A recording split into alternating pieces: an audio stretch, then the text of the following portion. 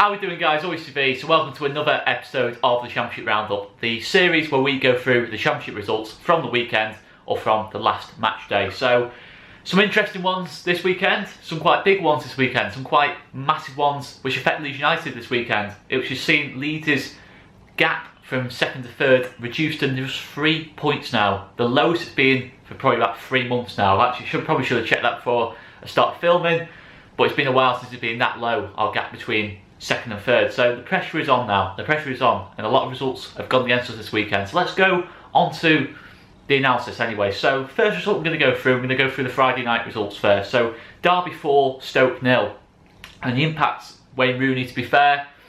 I know he won't be a popular, he's not a popular person on this channel. He's certainly not a popular person for me, but yeah, you know, obviously Derby 4, Stoke 0, massive impact off Wayne Rooney. He had a really good game, scored a free kick. And yeah, to be fair, Derby's form since Wayne Rooney's got there has been much better. I think Derby are now up to sort of mid-table now. They were sort of in slight risk of relegation at one point before he got there. And to be fair, the results have massively turned around at Derby since he got to the club. But this was a really comfortable result for Derby. You know, I don't think Stoke were anywhere near at it. And I was quite surprised by how poor Stoke were in this game, considering you know, the recent upturn in form. You know, they got the win at West Brom, got a couple of good wins together. I think they obviously beat Swansea last weekend.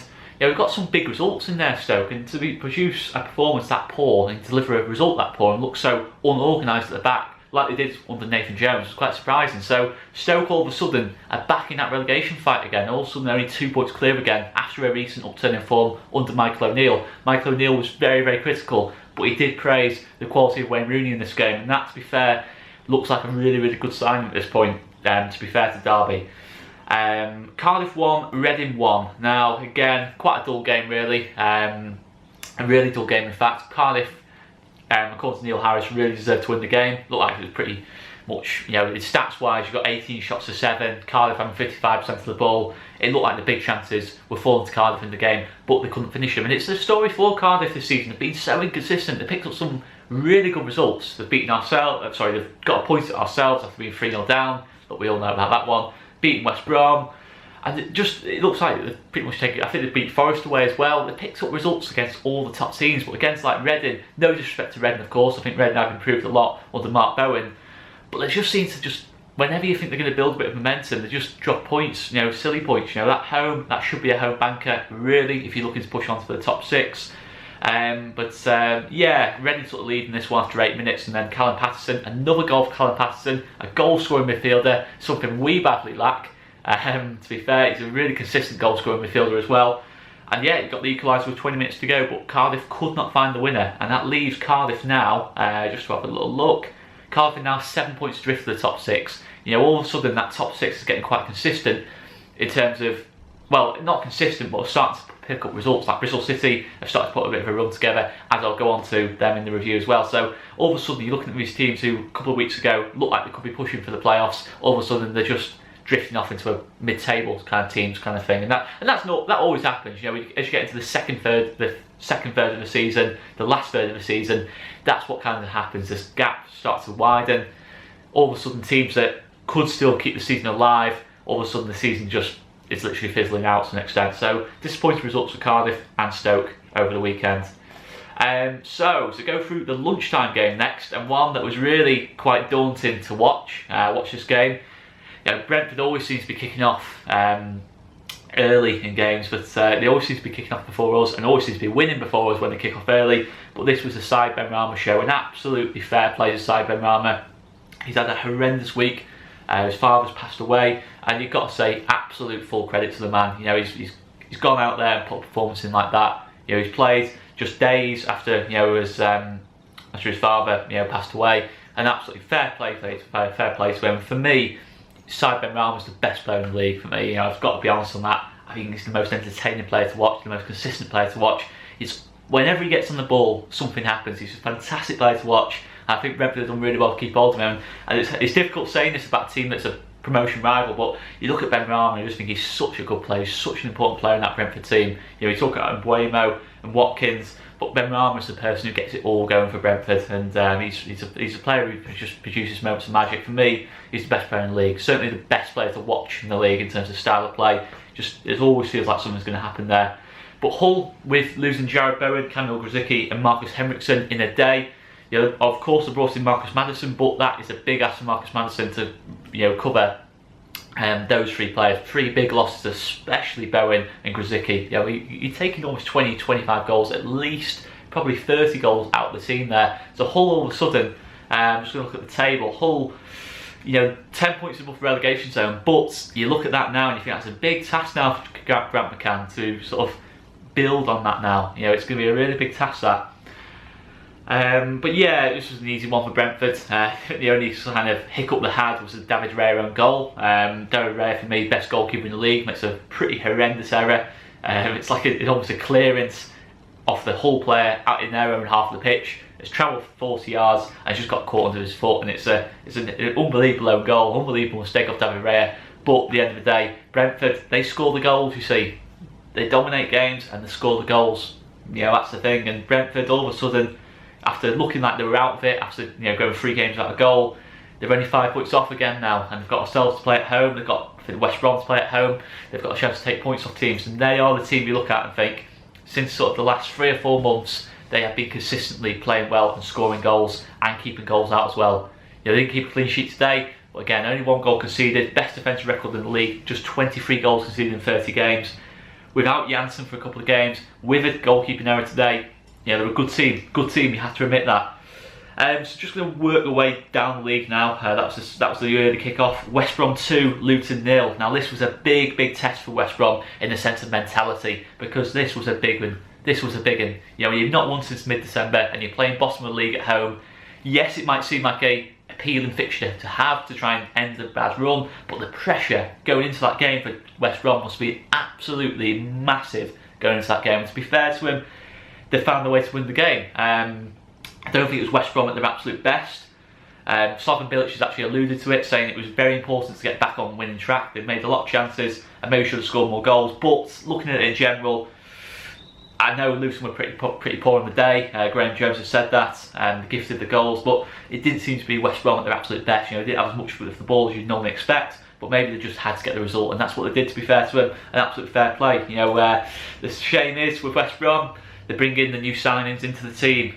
Callum Robinson started the game, you know, and obviously Callum Robinson's had a positive impact on it. You know, his performance has been praised, and that obviously got Kamil Grzycki in, but putting the new signings straight into the team, changing the team up a little bit. They made a lot of changes, West Brom, in this game, bringing in Ajayi, O'Shea, Kravinovic and Robinson, Austin. That's 5 changes there they made to the team. They completely rotated and changed things. You know, they saw they needed to freshen things up. That is something I hope we're going to do against Forest next weekend.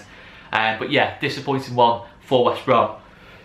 Not West Brom, sorry, disappointing one for Luton. You know, they've slipped now 7 points adrift, and now it's looking like a mammoth task for Luton to stay up. Continuing to work their way down the table, and now to Fulham, who are now 3 points off the top 2, and are starting to put a bit of a run together. The impact of Michael Hector's been absolutely massive on their defence, but today they conceded 2 goals against Huddersfield, but again went 3 up in the game. And yeah, it's an interesting one. I don't think it's Fulham at their absolute best. I think they started the game really well, but I think after that second goal went in for Huddersfield, the nerves really started to tell. But they got the win. Mitrovic again. Mitrovic, solid defence, scoring goals, keeping goals out.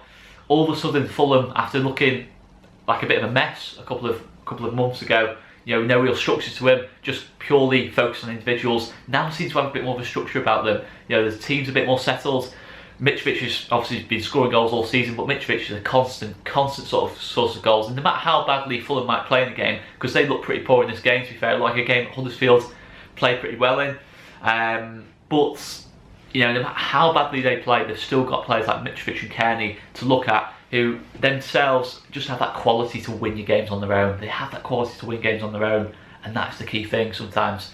And yeah, so Fulham obviously closing in on that top 2 spot. But one result that did go away was Birmingham 2, Forest 1. Now this was a surprising one, because Birmingham, to be fair, went 1 down in this game, but Scott Hogan came straight into the team, got the equaliser, and then the winner of Christian Pedersen later on. And yeah, it's a disappointing one for Forest, but Forest, to be fair, have been quite inconsistent all season, really. Yeah, we're a good team. I do think they're a good team, and maybe they don't play the best football in the world. They might not be as good on the eye as ourselves or Brentford or West Brom, but they do find a way to win games. Today though, you just saw the other side of Forest, you know, when defensively they're not quite as solid as they normally are, make a couple of mistakes, and that's the thing, you know, it's one of those, and yeah, they lose a game, but yeah, they're not that far off us. You know, they've kind of lost the game, they're still well in that race for the top 2, so they're not going to be that bothered about it. You know, they're still the same amount of points off the top 2 as they were before today, so you know, for them, it still leaves Forest in the mix, really, very much so. But yeah, I think obviously this will be a disappointing one for Forest, but you know, it's one of those games, Birmingham away, where things like this can happen. But it looked like a pretty even game in general, like a pretty even game, and both managers, you know, kind of acknowledge that to an extent. So next to look at is QPR 0, Bristol City 1. Big win for Bristol City, and all of a sudden Bristol City are only 5 points off the top 2. And to be fair, Bristol City are one of those teams who have just quietly gone out about their business. You know, from our Diego, who got the winner in this game, got the winner in this game. With another headed goal off Diego. You know, he's a very, very good player in the air, very difficult striker to mark, and also they brought in Nahki Wells. Now that's a good signing. So why sign off Bristol City? You know, Nahki Wells' goals in this league, you know, easily. You know, he's used to getting goals. He's a Johnny on the spot striker who just finds himself in the right spaces. Yeah, he might not be the best striker in the world at holding the ball up, but he finds chances, and he takes chances as well. He's a very good finisher, and that's a good signing for Bristol City. They have lost Josh Brownhill. Yes, Josh Brownhill is probably not worth the money he's gone for, but he's a very good player to have in your team, very tenacious player, very kind of like Adam Forshaw, very much like what Adam Forshaw is to Leeds. So yeah, that could be a bit of a loss for Bristol City, but with what they've gained, him signing Nahki Wells going the other way from Burnley, that could be a really good sign for Bristol City. But a good win for Bristol City, a game where they didn't really play at their absolute best. They had only 29% of the ball, but they found a way to win the game, and they were clinical in the box. They had 11 shots, 5 on target. You know, every time they had a shot, they were making things happen. You know, it was very kind of efficient in their own box, and they probably could have had more goals as well, as Lee Johnson alludes to. Continuing to move down the table, Preston 1, Swansea 1. This is a battle of teams trying to make that late push for the playoffs. Ryan Brewster scored again, and Scott Sinclair scored the 2 new signings. Ryan Brewster, I said in the start of January, he'd have been the player I'd have been looking at. Good player, knows where the back of the net is, clinical finisher, works hard, and it's quite an interesting result. That, you know, it leaves both teams very much where they were at the start, and both looking to make that late push into the playoffs. But Swansea all of a sudden have slipped 4 points off the top 6. All of a sudden, these teams that are trying to push to the top 6 have got to put runs of form together now, because they've been inconsistent all season. Now they're starting to get left behind a little bit, with Bristol City picking up, and the other 5 teams at the top end all being involved in the top 2 race all of a sudden. So all of a sudden it's starting to spread out a little bit, this league. Sheffield Wednesday 0, Millwall 0. Again, another battle between 2 teams trying to make a late push for the playoffs. Both teams gone off the boil a little bit lately, especially Sheffield Wednesday. I think it's been 5 defeats in the last 7 for them. Of course, the only game they've won was, of course, against us. But yeah, this looked like a pretty poor game, in all honesty. Pretty poor game. You know, and it's a not too unexpected result, really. I think if I was going to have a guess on what the result in that game would be, and they've gone a 0-0, to be fair. It's you know, both teams not known for their attacking football as such, you know, being very solid at the back, but maybe not having that creative flair as such. 0-0 in that game. Middlesbrough 1, Blackburn 1. Middlesbrough, again, been inconsistent all season. Both teams quite inconsistent all season. Blackburn, of course, without Bradley Dack. Again, another kind of like mid-table-ish kind of game. But Middlesbrough slowly kind of starting to slip down that table again. I think they're only now 7 points above the bottom 3. All of a sudden, a couple of bad results, they could get, you know, dragged into that relegation race. But I can't see that being the case. I think Middlesbrough have just about got enough there. I think they've got enough enthusiasm in the team. I think Jonathan Woodgate's doing a good job there, to be fair. He's turned it around pretty well. It's a pretty bad position they were in at the start of the season, but he's turned it around pretty well there. So that leaves us just with the challenge at the bottom end of the table. Charlton 2, Barnsley 1. Barnsley, strange team. You know, you thought they were really starting to build momentum with Gerard Struber coming into the job. You know, they really did start to build momentum and actually got themselves out of the relegation zone. All of a sudden they've been dragged back into it, and they're now 7 points adrift.